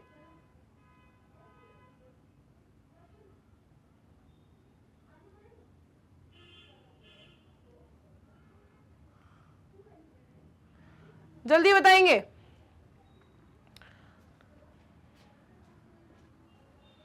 चलो चलो चलो जल्दी, 3rd एंड 4th, जल्दी जल्दी जल्दी भाई। 3rd क्या है, 4th क्या है? फटाफट से सबके कमेंट्स, फटाफट से सबके कमेंट्स जल्दी से।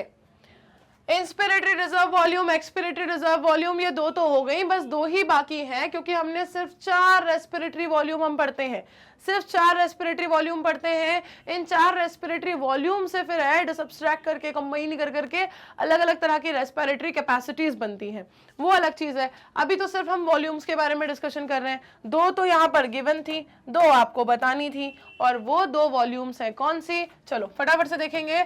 Tidal volume and residual volume, total 4 volumes हैं। Inspiratory reserve volume, expiratory reserve volume, tidal volume and residual volume, ठीक है, रेसिडुअल वॉल्यूम। इस तरीके से ये 4 वॉल्यूम्स हैं, 4 रेस्पिरेटरी वॉल्यूम्स, इन सब से बनती हैं फिर बहुत सारी कैपेसिटीज, ठीक है। चलो अब यहाँ पर हमने इंस्पिरेटरी और एक्सपिरेटरी रिजर्व वॉल्यूम में देखा, इनकी वैल्यूज क्या बताई हैं हमें, 2500 टू 3500 मिलीलीटर, और एक्सपिरेटरी की है 1000 टू 1100 मिलीलीटर। चलो बढ़ेंगे आगे, क्वेश्चन नंबर 13 का ही बी पार्ट और हमें देखना है, इंस्पिरेटरी कैपेसिटी और एक्सपिरेटरी कैपेसिटी के बारे में। इंस्पिरेटरी कैपेसिटी क्या होती है और एक्सपिरेटरी कैपेसिटी क्या होती है। देखो मैंने अभी कहा था आपसे कि वॉल्यूम्स को ही अल्टर करके, चेंजेस करके उनसे कैपेसिटीज बनाते हैं। अब यहाँ पर आपको देखो 2 कैपेसिटी पूछी है, इंस्पिरेटरी कैपेसिटी और एक्सपिरेटरी कैपेसिटी। चलो देख ले जल्दी से इनके आंसर्स। सी, इंस्पिरेटरी कैपेसिटी क्या है और एक्सपिरेटरी कैपेसिटी क्या है। It is the volume of air that can be inhaled after a normal expiration. ये वो वॉल्यूम ऑफ एयर है जिसे इनहेल किया जा सकता है एक नॉर्मल एक्सपिरेशन के बाद, ठीक है। मतलब एक नॉर्मल आपने एक्सपिरेशन किया, आपने नॉर्मली सांस छोड़ी, बहुत ज्यादा फोर्सफुल नहीं, बहुत ज्यादा डीप नहीं, कुछ नहीं, आपने नॉर्मली सांस छोड़ी, और उसके बाद अब आप जितनी भी वॉल्यूम ऑफ एयर को, ठीक है, जितनी भी वॉल्यूम ऑफ एयर को इनहेल करते हो, वो आती है आपकी इंस्पिरेटरी कैपेसिटी के अंदर, कि आप मैक्सिमम कितना इंस्पायर कर सकते हो, है ना, मैक्सिमम कितना इनहेल कर सकते हो, ठीक, ये आएगी इंस्पिरेटरी वॉल्यूम के अंदर। सिमिलरली इसका क्या हो जाएगा, जस्ट अपोजिट हो जाएगा, कि the volume of air that can be exhaled after a normal inspiration. आपने नॉर्मली सांस ली है, अब आप जितना ज्यादा वॉल्यूम ऑफ एयर को क्या कर सकते हो, एक्सहेल कर सकते हो, रिलीज कर सकते हो, वो आएगी आपकी एक्सपायरेटरी कैपेसिटी, कि भाई आप मैक्सिमम कितना एक्सपायर कर सकते हो, कितना एक्सहेल कर सकते हो, राइट। वो किसके अंदर आता है, एक्सपिरेटरी कैपेसिटी के अंदर आता है। तो इंस्पिरेटरी कैपेसिटी और एक्सपायरेटरी कैपेसिटी समझ आया सबको, ठीक है। आईसी और ईसी समझ आया, बताओ दोनों कैपेसिटी समझ आई, कि जब आप एक बार नॉर्मल सांस लेने के बाद जितनी भी आप सांस छोड़ सकते हो, जितनी भी आप एयर रिलीज कर सकते हो, वो कहलाएगा क्या, आपका एक्सपिरेटरी कैपेसिटी, कि आप मैक्सिमम कितना एक्सपायर कर पा रहे हो। और आप अगर एक बार नॉर्मली आपने बस एक्सहेल किया है, उसके बाद जितना भी maximum amount of volume of air को आप ले पा रहे हो, इनटेक कर पा रहे हो, that will be your inspiratory capacity, कि मैक्सिमम इनहेल कितना कर रहे हो नॉर्मल एक्सपायर करके, और मैक्सिमम एक्सपायर कितना कर रहे हो नॉर्मल इनहेल करके। बिल्कुल वाइस वर्सा चलता है, जस्ट रिवर्स हो जाता है स्टेटमेंट, और कुछ नहीं है। सेकंड देखेंगे अब, कि ये जो कैपेसिटी है, मैंने अभी आपसे कहा कि ये वॉल्यूम्स को इंटरचेंज करके बनती है, तो ये कैपेसिटी कौन सी वॉल्यूम से बनी है और ये कैपेसिटी कौन सी वॉल्यूम को ऐड करके या सब्सट्रैक्ट करके बनी है। देखो, इट इंक्लूड्स टाइडल वॉल्यूम, इसमें क्या आएगी, अभी मैंने इसीलिए आपको वॉल्यूम्स बताई थी चारों, तीसरी कौन सी बताई थी, टाइडल, फिर कौन सी बताई थी, रेसिडुअल। देखो टाइडल वॉल्यूम आती है इसके अंदर, और आती है इंस्पिरेटरी रिजर्व वॉल्यूम, इन दोनों को ऐड करके बनता है इंस्पिरेटरी कैपेसिटी। ये देखो इंस्पिरेटरी कैपेसिटी है, टाइडल वॉल्यूम और इंस्पिरेटरी रिजर्व वॉल्यूम को ऐड करके ही इंस्पिरेटरी कैपेसिटी बनी। एक्सपिरेटरी कैपेसिटी क्या है, टाइडल वॉल्यूम और एक्सपिरेटरी रिजर्व वॉल्यूम को ऐड करके एक्सपिरेटरी कैपेसिटी बनी। कैसे बनी, टाइडल वॉल्यूम और एक्सपिरेटरी रिजर्व वॉल्यूम को ऐड करके एक्सपिरेटरी कैपेसिटी बन गई, ठीक है। ये दोनों वॉल्यूम्स हुए और इन दोनों वॉल्यूम्स का ये फॉर्मूला हुआ। एक बार आप इसको जरा देख लो फटाफट से, बढ़ते हैं आगे। इंस्पिरेटरी कैपेसिटी और एक्सपिरेटरी कैपेसिटी,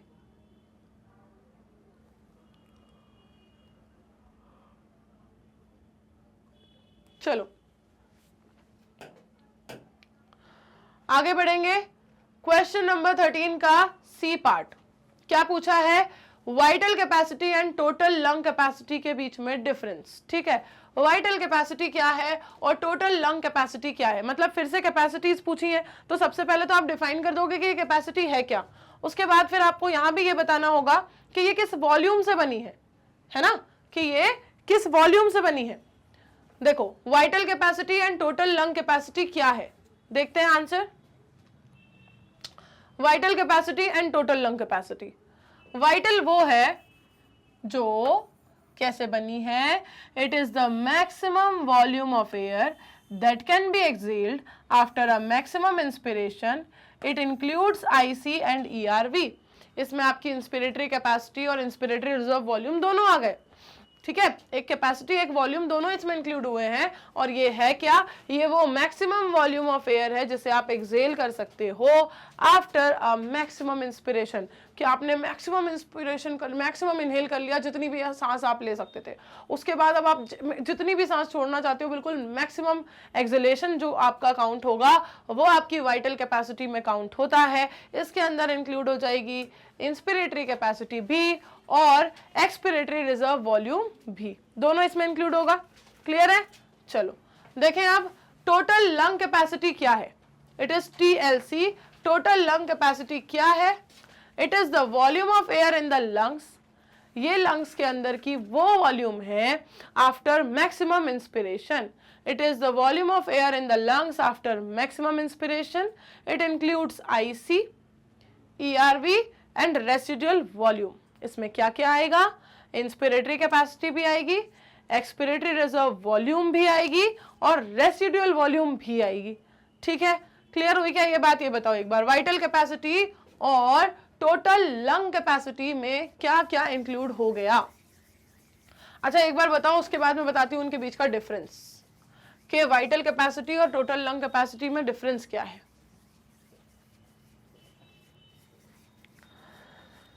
इतना देखा, देखो वाइटल कैपेसिटी क्या है और टोटल लंग कैपेसिटी क्या है। आपके लंग्स जितनी टोटल एयर को स्टोर कर सकते हैं, है ना, लंग्स जितना टोटल अमाउंट ऑफ एयर को स्टोर कर सकते हैं वो टोटल लंग कैपेसिटी है। लेकिन आप जितनी सांस को लेते हो और छोड़ते हो, इनहेल करते हो और एक्सेल करते हो, उस वक्त आप पूरी एयर को एक्सेल कर दो और पूरी वापस से इनहेल करो, ऐसा नहीं करते। एक फिक्स्ड अमाउंट ऑफ एयर हमेशा लंग्स में बनी रहती है, उसी को कहते हैं रेसिडुअल वॉल्यूम। वो उतनी तो हमेशा बनी रहती है, उतना आपने उससे उसके बाद वाला बचा हुआ पूरा आप जितना भी है वो पूरा एक्सेल करते हो, वो पूरा इनहेल करते हो, लेकिन ये फिक्स्ड रेसिडुअल वॉल्यूम तो बनी रहती है लंग्स के अंदर। इसीलिए इसे कहते हैं रेसिडुअल वॉल्यूम, कि जो बनी ही रहती है, बची रहती है हमेशा लंग्स में, ठीक है। क्लियर है, अब देखो जरा कि ये रेसिडुअल वॉल्यूम यहां पर ही क्यों इंक्लूड हुई, क्योंकि वाइटल कैपेसिटी में यहां पर हम वो कैपेसिटी बता रहे हैं कि जितना हम इनहेल और एक्सेल कर सकते हैं, हम वो कैपेसिटी बता रहे हैं VC में, और यहां पर टोटल लंग कैपेसिटी में हम बता रहे हैं कि हम कितना स्टोर कर सकते हैं। तो स्टोर तो हम जो रेसिडुअल है उसको भी करके रख रहे हैं ना, कैपेसिटी में तो वो भी काउंट होगा ना, राइट। जैसे अगर मैंने कहा कि एक बीकर बना लो और मैं कह दूं कि भाई ये लंग्स है, ठीक है, ये मैंने बीकर बना दिया और कह दिया कि यही लंग्स है, ठीक है, आप भी बोलोगे कि मैम आपको और कुछ नहीं मिला था, लंग्स को बीकर ही बोल दिया आपने, ठीक है ना, आप बोल दिया तो बोल दिया, ठीक। और ये जो लंग्स के अंदर मैंने पूरा जैसा बीकर के अंदर ये पोर्शन बना दिया है, ये फिक्स है, इसको बिल्कुल भी हिलाना डुलाना नहीं है, इसमें कोई चेंजेस नहीं। इसके बाद वाला जो है वो पोर्शन में चेंजेस ले आओ। अरे अरे अरे अरे अरे अरे, ये क्या हुआ, इसके बाद वाला जो पोर्शन है उसमें चेंजेस ले आओ, भले आप उसमें ऑक्सीजन कार्बन डाइऑक्साइड भरो, ठीक है, इनहेल करो फिर एक्सेल करो, उसमें कोई दिक्कत नहीं है, उसमें कोई दिक्कत नहीं है, इनहेल करो एक्सेल करो कोई दिक्कत नहीं है। फिर मैम ये जो बचा हुआ पोर्शन है इसे हम कह रहे हैं ये रेसिडुअल वॉल्यूम है, ये हमेशा रहती है फिक्स। और यहाँ पर क्या है, ऑक्सीजन भी है, कार्बन डाइऑक्साइड भी है, इंस्पिरेटरी वॉल्यूम भी, एक्सपिरेटरी वॉल्यूम भी है, रिमेनिंग वॉल्यूम है ये, ठीक है, जो आप क्या कर सकते हो, इनहेल एक्सेल कर सकते हो। ये आ गई आपकी वाइटल कैपेसिटी।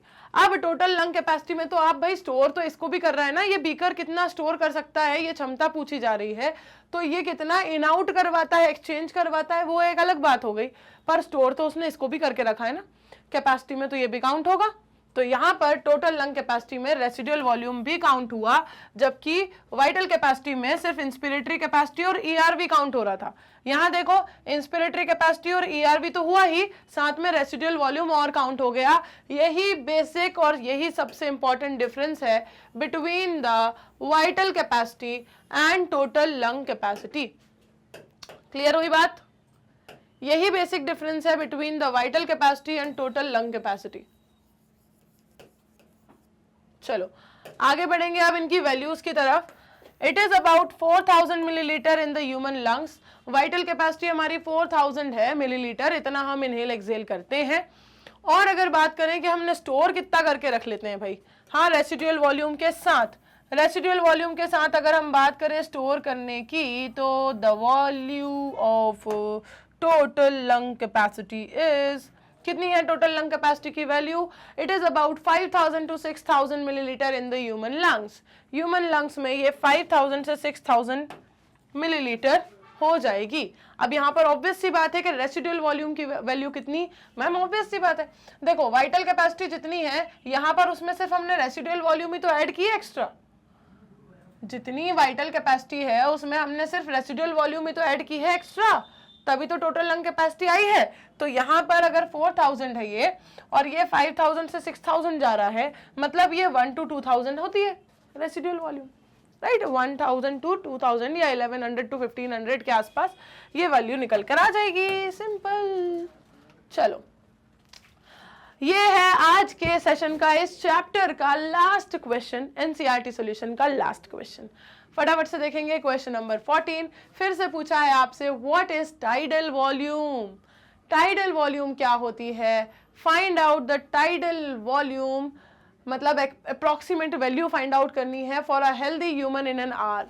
एक घंटे में एक हेल्दी ह्यूमन के अंदर की कितनी टाइडल वॉल्यूम होगी, आपको ये वैल्यू फाइंड आउट करनी है। और पहले तो एक्सप्लेन करना है कि टाइडल वॉल्यूम है क्या।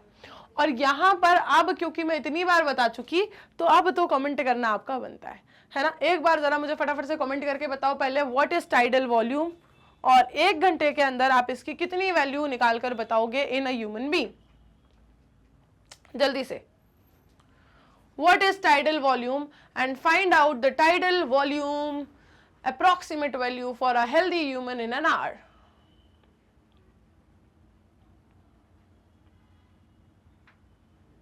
जल्दी बताएंगे tidal volume क्या है? Find out the tidal volume approximate value for a healthy human in an hour. चलो देखें आंसर। भाई कमेंट आप लोग जरूर करते रहा करो। अगर आप लोग कमेंट करते रहोगे तो आप ही लोग एक्टिव फील करोगे और आप ही लोगों के आंसर्स बेटर होंगे। गलत करके सुधारने के पर जो चीजें सुधरती है ना, ऐसा नहीं है कि इस चीज को आप हर जगह अप्लाई कर दो, ठीक है। देखो गलत आंसर अटेम्प्ट करोगे तो यहाँ पे कोई लॉस है क्या? उससे कोई लॉस नहीं है। उससे जब आपके अंदर इंप्रूवमेंट आएगा सही आंसर देख के, तो वो आपको ज्यादा देर तक याद रहेगा कि अच्छा मैंने ये गलती की थी, ये मुझे दोबारा नहीं करनी है ना। इस बात को हर जगह इंप्लीमेंट मत कर देना। Tidal volume is the volume of air inspired or expired during normal respiration. एक normal respiration के वक्त, जो normal respiration है, forced नहीं, ठीक है, normal respiration के वक्त जो वॉल्यूम ऑफ एयर को आप इंस्पायर करते हो, एक्सपायर करते हो, इनहेल करते हो, एक्सहेल करते हो, वो वॉल्यूम ऑफ एयर कहलाती है टाइडल वॉल्यूम। क्या कहलाती है? टाइडल वॉल्यूम कहलाती है। It is about 6000 to 8000 millilitre of air पर मिनट। ये कितनी होती है? 6000 से 8000 मिलीलीटर पर मिनट, ठीक है। मतलब हर मिनट में हम 6000 से 8000 मिलीलीटर ऑफ एयर को इंस्पायर और एक्सपायर कर रहे होते हैं। ये इसकी वैल्यू है टाइडल वॉल्यूम की, पर ये पर मिनट है। और आपसे पूछिए approximate value of an hour, तो आप एक घंटे की वैल्यू कैसे निकालोगे बताओ? सिंपल है ma'am. The hourly tidal volume for a healthy human can be calculated as, कैसे कैलकुलेट करोगे बताओ? मैम मिनट है, उसको कन्वर्ट करेंगे हम आर में, आर में कन्वर्ट करेंगे तो 60 होते हैं मिनट्स, तो बस मल्टीप्लाई कर देंगे, वैल्यू आ जाएगी। हाँ देखो समझ आ गया ना? टाइडल वॉल्यूम में कोई डाउट तो नहीं है किसी को? टीवी करके इसको हम बोलते हैं, एब्रीविएशन देते हैं टीवी। अरे यार क्या हो रहा है, ये इतना टेढ़ा क्यों जा रहा है? CTV लग रहा है। देखो टाइडल वॉल्यूम है ना, टीवी करके से हम बोलते हैं, TB नहीं है ये, tuberculosis. Tidal volume is the volume of air, जितना आप इंस्पायर और एक्सपायर करते हो, इनहेल एक्सहेल करते हो नॉर्मल रेस्पिरेशन में, वो वॉल्यूम टाइडल वॉल्यूम है। वैल्यू कितनी है? 6000 to 8000 मिलीलीटर ऑफ एयर, पर ये पर मिनट है। अब आपसे क्वेश्चन में पूछा है 1 घंटे का अप्रोक्सीमेट वैल्यू, निकाल लेते हैं। 1 घंटे की अप्रोक्सीमेट वैल्यू निकालना मैम कोई इतना मुश्किल काम तो नहीं, बहुत आसान है। Tidal volume is equals to 6000 to 8000 millilitre per minute, है ना, ये वॉल्यूम है, ये वैल्यू है per minute. Tidal volume in an hour is equals to 6000 to 8000 millilitre into 60 minute. इसको 60 मिनट से मल्टीप्लाई कर दो तो 60 मिनट की वैल्यू आ जाएगी, राइट। तो इसको कर दिया हमने मल्टीप्लाई, तो वैल्यू क्या मिली हमें? 3.6 into 10 to the power 5 millilitre से लेकर 4.8 into 10 to the power 5 millilitre तक की वैल्यू यहाँ पर आ गई। ठीक है, देखो 6 6 जा 36, तो 36 था, और यहाँ पर जीरोस कितने थे आपके पास? 4, राइट। तो हमने क्या किया, यहाँ पर एक पॉइंट और ले लिया, 3.6 कर दिया उसे 36 की बजाय, और 10 टू द पावर 5 हो गया। ठीक, सिमिलरली हमने क्या किया, हमारे पास यहाँ पर देखो 6 8 जा 48, बस सेम लॉजिक अप्लाई कर दिया, पॉइंट लगाया, 10 टू द पावर 5 कर दिया, मिलीलीटर हो गया, और ये वैल्यू निकल कर आ गई आपके पास किस चीज की? 1 घंटे की वैल्यू। 1 मिनट से 1 आवर पे आपने इसे कन्वर्ट कर दिया। तो therefore the hourly tidal volume for a healthy human is approximately 3.6 into 10 to the power 5 to 4.8 into 10 to the power 5 millilitre. ये अप्रोक्सीमेट वैल्यू निकल कर आ जाएगी। ठीक है, कितनी देर की? 1 आवर की। क्लियर है क्या? बताओ, एक बार बता दो, ये आंसर क्लियर है क्या? टाइडल वॉल्यूम क्या है और इसकी अप्रोक्सीमेट वैल्यू क्या होगी एक हेल्दी ह्यूमन में इन एन आवर? तो हमने देखा कि भाई टाइडल वॉल्यूम वो वॉल्यूम ऑफ एयर है जिसे आप इंस्पायर और एक्सपायर करते हो एक नॉर्मल रेस्पिरेशन के वक्त। वैल्यू इसकी होती है per minute 6000 to 8000 millilitre of air को हम इनहेल एक्सहेल करते रहते हैं। अब इसको 1 आवर के लिए निकाला तो कुछ नहीं करा, सिंपल 60 मिनट से मल्टीप्लाई कर दिया, वैल्यूज निकल कर आई 3.6 इंटू 10 टू द पावर 5 से 4.8 into 10 to the power 5 millilitre की, है ना। क्लियर है? चलो, ये वैल्यूज निकल कर आई हैं, एक बार इसे देख लो, इतनी छोटी सी चीज में किसी को कोई डाउट है क्या? चलो, क्लियर है? एक बार देख लेते हैं कितने क्वेश्चंस आज हमने सॉल्व किए हैं। क्वेश्चन नंबर 8 से हमने स्टार्ट किया था आज का सेशन एनसीईआरटी सॉल्यूशन पार्ट 2 को। सबसे पहले हमसे पूछा गया भाई what is the effect of partial pressure of carbon dioxide on oxygen transport. Oxygen transport पे पार्शियल प्रेशर अगर कार्बन डाइऑक्साइड का कम ज्यादा होता है तो उससे क्या फर्क पड़ता है। सबसे पहले हमने ये आंसर देखा, ठीक है। फिर हमने देखा what happens to the respiratory process in a man going up a hill. एक इंसान जो कि हिल स्टेशन पे चढ़ रहा है, ट्रैक कर रहा है, तो उसकी रेस्पिरेटरी प्रोसेस में क्या चेंजेस आएंगे। भाई वो ज्यादा रेस्पायर करेगा, बहुत ज्यादा रेस्पायर करेगा, फिर भी उसको ऑक्सीजन नहीं मिलेगा। क्यों? क्योंकि एल्टीट्यूड जैसे जैसे बढ़ता है वहां पर ऑक्सीजन का कॉन्सेंट्रेशन एटमॉस्फेयर में ही कम हो जाता है, तो बॉडी को भी वो जितना इनहेल करता रहेगा पर ऑक्सीजन ओवरऑल कम मिलेगी, ऑक्सीजन कॉन्टेंट कम होगा बॉडी का, राइट। आगे देखेंगे what is the site of gaseous exchange in an insect. एक इंसेक्ट में गैसियस एक्सचेंज कहाँ होता है, गैसियस एक्सचेंज की साइट क्या है इंसेक्ट के अंदर। तो इंसेक्ट के अंदर गैसियस एक्सचेंज होता है कहाँ? भाई उनका पूरा पैसेज पाथवे कैसे चलता है, स्पाइरिकल्स होते हैं, बॉडी से बाहर की तरफ छोटे छोटे से पोर्स ओपनिंग्स होती हैं, स्पाइरिकल से अंदर ट्रैकिया, ट्यूब का पूरा नेटवर्क होता है, उसको कहते हैं ट्रैकियल सिस्टम, है ना। उस ट्रैकियाज में ट्यूब्स में वो जाता है फिर एयर, और फिर अंदर बॉडी में, फिर बॉडी से ट्यूब में, और फिर स्पाइरिकल में कार्बन डाइऑक्साइड वापस आती है। ये पैसेज चलता है और इस तरीके से ट्रैकियल सिस्टम में इनका डिफ्यूजन होता है ना, गैसियस एक्सचेंज होता है। क्वेश्चन नंबर 11 क्या पूछ रहा था? Define oxygen dissociation curve and can you suggest any reason for its sigmoidal pattern. Oxygen dissociation curve क्या होता है और क्या आप इसके सिग्मोइडल पैटर्न का कोई रीजन बता सकते हो? तो भाई ऑक्सीजन डिसोसिएशन कर्व जो है ये होता है जो ऑक्सी हीमोग्लोबिन है उससे ऑक्सीजन डिसोशिएट होता है, ठीक है। किस तरीके से ये डिसोशिएट होता है, इसका कर्व जब आप बनाते हो तो ये सिग्मोइड कर्व बन के आता है। नेक्स्ट क्वेश्चन पूछा था, क्या आपने कभी हाइपोक्सिया के बारे में सुना है? अगर नहीं या हाँ तो इसके बारे में इंफॉर्मेशन गैदर करें और अपने फ्रेंड्स के साथ डिस्कस करें। तो भाई हमने पढ़ा पूरी तरीके से कि भाई व्हाट इज हाइपोक्सिया। हाइपोक्सिया वो कंडीशन है जब ओवरऑल बॉडी के अंदर क्या होने लगे, ऑक्सीजन का लेवल कम होने लग जाए। ऑक्सीजन लेवल कम होने के चांसेस बहुत सारी चीजों से होते हैं कि भाई लंग्स में ऑक्सीजन सप्लाई नहीं हो रही, मतलब वो हाइपोक्सिया है। अब लंग्स में अगर ऑक्सीजन सप्लाई नहीं हो रही तो इसके रीजन कई सारे फैक्टर्स बन सकते हैं, जैसे कि reduction in partial pressure of oxygen, इनएडिक्वेट oxygen, कई सारे रीजन हो सकते हैं। अलग अलग तरह का हाइपोक्सिया होता है, हाइपोक्सेमिक हाइपोक्सिया, एनेमिक हाइपोक्सिया। हाइपोक्सेमिक वो कंडीशन है जहां पर ऑक्सीजन कंटेंट जो होता है ब्लड का वो क्या होता है, रिड्यूस हो जाता है, क्योंकि पार्शियल प्रेशर ही क्या हो गया, कम हो गया। एनीमिया मतलब यहां पर देखो क्या हुआ था, यहां पर ऑक्सीजन कम पहुंचा था, यहां पर हेमोग्लोबिन कम हो गया, ठीक है। एनेमिक में क्या हुआ था, हेमोग्लोबिन कम हुआ। स्टेगनेंट में क्या हुआ कि फ्लो रुक गया, ठीक है, ब्लड सर्कुलेशन रुक गया। हिस्टोटॉक्सिक में क्या हुआ था कि जो टिश्यूज हैं उनमें क्या हो गया, टॉक्सिक सब्सटेंस एक्यूमुलेट हो गया, पॉइजनस सब्सटेंस एक्यूमुलेट हो गया, ठीक। ये रीजन थे। इस तरीके से 4 टाइप ऑफ हाइपोक्सिया हमने पढ़ लिए। फिर पूछा कि भाई distinguish between these, that and those, जैसे कि आईआरवी और ईआरवी, इंस्पिरेटरी रिजर्व वॉल्यूम और एक्सपिरेटरी रिजर्व वॉल्यूम के बीच में डिफरेंस बताया हमने।